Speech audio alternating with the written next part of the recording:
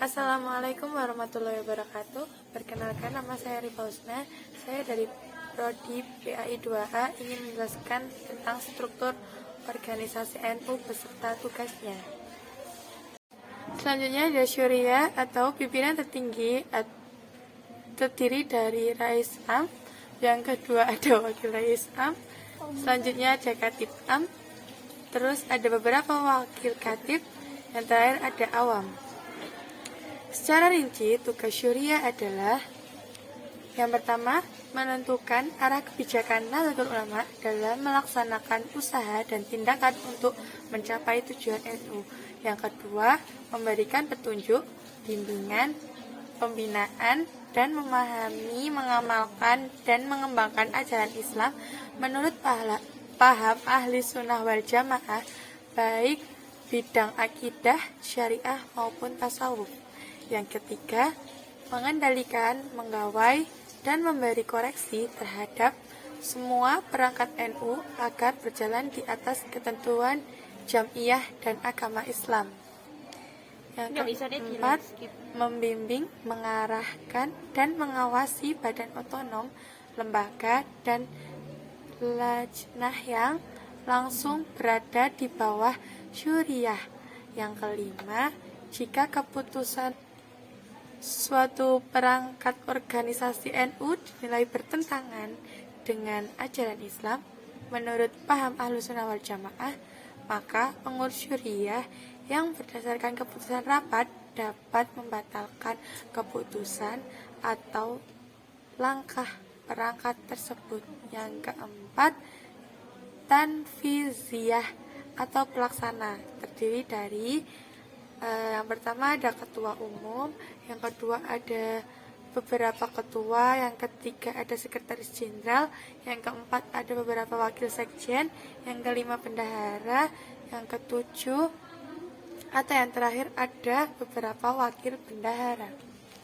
Sebagai pelaksana tugas sehari-hari mempunyai kewajiban tugas-tugas sebagai berikut. 1. Memimpin jalannya organisasi sehari-hari sesuai dengan kebijakan yang ditentukan oleh pengurus Syuriah. 2. Melaksanakan program Jam'iyah. Yang ketiga, membina dan mengawasi kegiatan semua perangkat Jam'iyah yang berada di bawahnya. Yang keempat, menyampaikan laporan secara periodik kepada pengurus Syuriah tentang pelaksanaan tugasnya. Selanjutnya, saya akan membahas tentang struktur organisasi, lembaga, dan badan otonom. Ada PP, yaitu pimpinan pusat untuk tingkat pusat. Yang kedua ada PW, pimpinan wilayah untuk tingkat provinsi. Yang ketiga ada PC, yaitu pimpinan cabang untuk tingkat kabupaten atau kota. Yang selanjutnya ada PAC, yaitu pimpinan anak cabang untuk tingkat kecamatan. Selanjutnya ada ranting untuk tingkat kelurahan, desa, dan komensariat untuk kepengurusan di suatu tempat tertentu. Yang terakhir ada pengurus anak ranting. Perangkat organisasi Nahdlatul Ulama. Dalam menjalankan programnya, NU mempunyai 3 perangkat organisasi. Yang pertama, lembaga. Lembaga yaitu alat kegiatan NU yang bertugas menggarap bidang kegiatan tertentu seperti dakwah, pertanian, perekonomian, pesantren, pendidikan, dan sebagainya. Lembaga tidak mempunyai anggota sendiri, hanya mempunyai tenaga-tenaga pengurus. NU mempunyai 18 lembaga yang terdiri dari yang pertama ada lembaga dakwah Nahdlatul Ulama, disingkat LDNU, bertugas melaksanakan kebijakan Nahdlatul Ulama di bidang pengembangan agama Islam yang menganut paham Ahlussunnah wal Jamaah. Yang kedua ada lembaga pendidikan Ma'rif Nahdlatul Ulama, disingkat LP Ma'arif NU, bertugas melaksanakan kebijakan Nahdlatul Ulama di bidang pendidikan dan pengajaran formal. Yang ketiga ada Rabitoh Ma'ahid Islamiyah Nahdlatul Ulama, disingkat RMINU, bertugas melaksanakan kebijakan Nahdlatul Ulama di bidang pengembangan pondok, pesantren, dan pendidikan keagamaan. Yang keempat ada Lembaga Perekonomian Nahdlatul Ulama, disingkat LPNU, bertugas melaksanakan kebijakan Nahdlatul Ulama di bidang pengembangan ekonomi warga Nahdlatul Ulama. Yang kelima, Lembaga Pengembangan Pertanian Nahdlatul Ulama, disingkat LPPNU, bertugas melaksanakan kebijakan Nahdlatul Ulama di bidang pengembangan dan pengelolaan pertanian, kehutanan, dan lingkungan hidup. Yang keenam, Lembaga Kemaslahatan Keluarga Nahdlatul Ulama, disingkat dengan LKKNU, bertugas melaksanakan kebijakan Nahdlatul Ulama di bidang kesejahteraan, keluarga, sosial, dan kependudukan.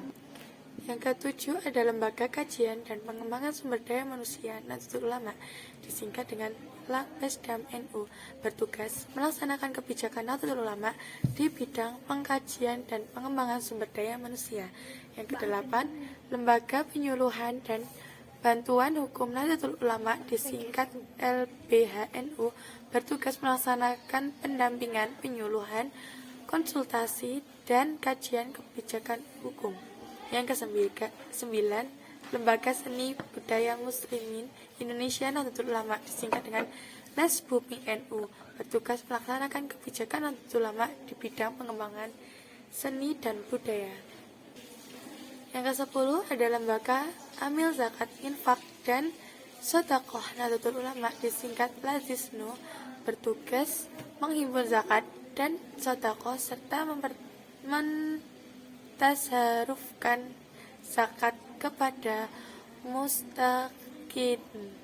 Yang ke-11 Lembaga Wakaf dan Pertanahan Nahdlatul Ulama, disingkat LWPNU, bertugas mengurus tanah dan bangunan serta harta benda wakaf lainnya milik Nahdlatul Ulama.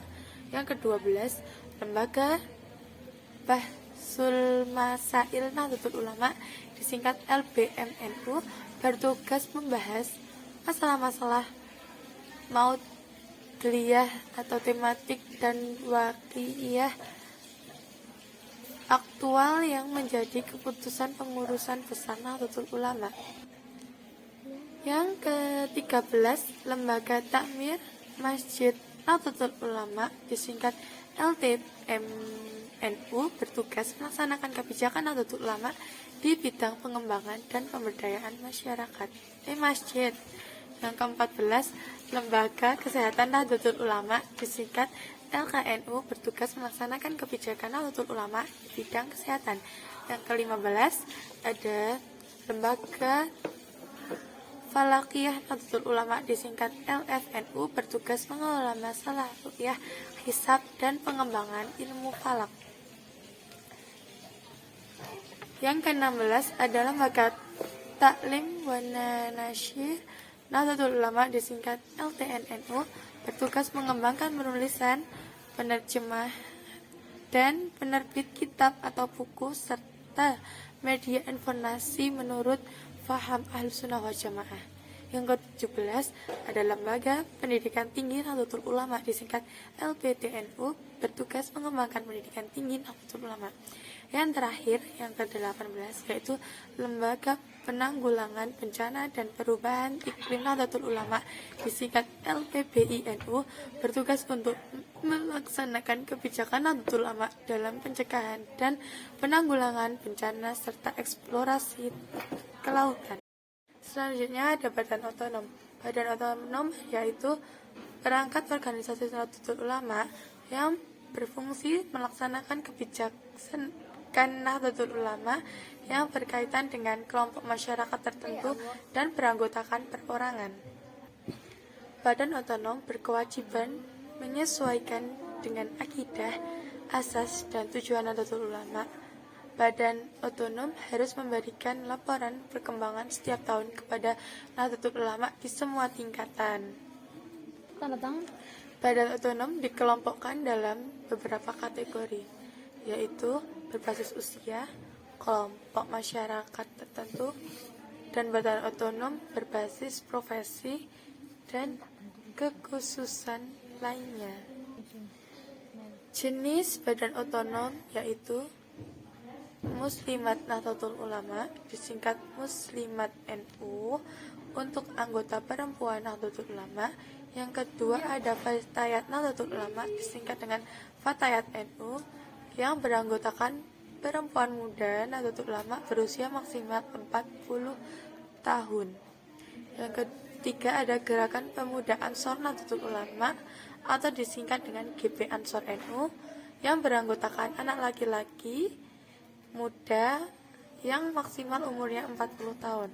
Selanjutnya ada Pergerakan Mahasiswa Islam Indonesia, disingkat dengan PMII, untuk mahasiswa Nahdlatul Ulama yang maksimal berusia 30 tahun.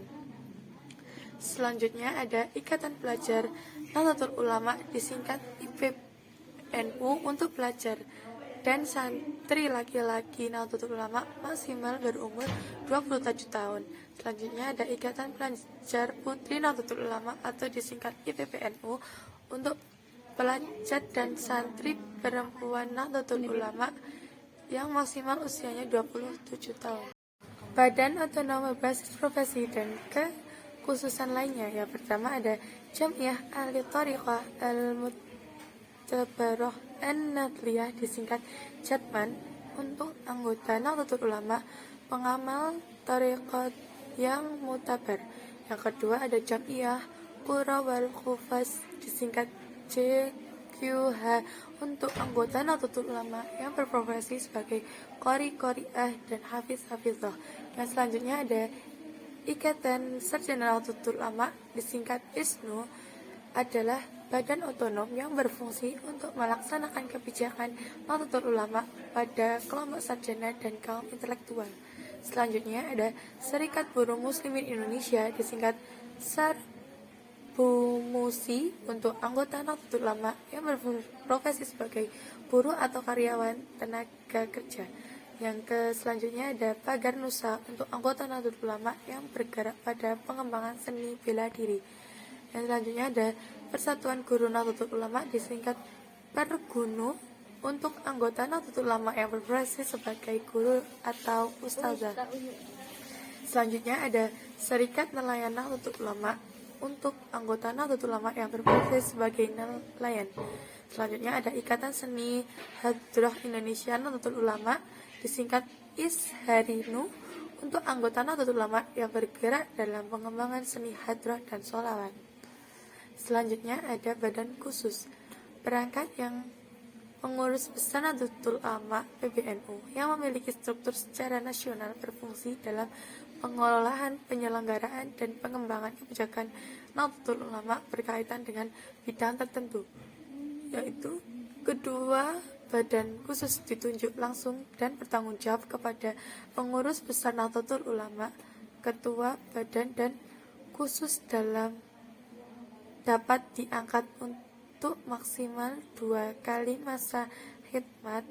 Pembentukan dan penghapusan badan khusus ditetapkan melalui rapat harian syuriah dan tanfidhah pengurus besar Nahdlatul Ulama. Pembentukan badan khusus di tingkat wilayah diusulkan oleh pengurus wilayah dan disahkan oleh pengurus besar Nahdlatul Ulama. Pembentukan badan khusus ini di tingkat cabang diusulkan oleh pengurus cabang dan disahkan oleh pengurus besar Nahdlatul Ulama. Ketentuan lebih lanjut berkaitan dengan badan khusus yang diatur dalam pengaturan organisasi.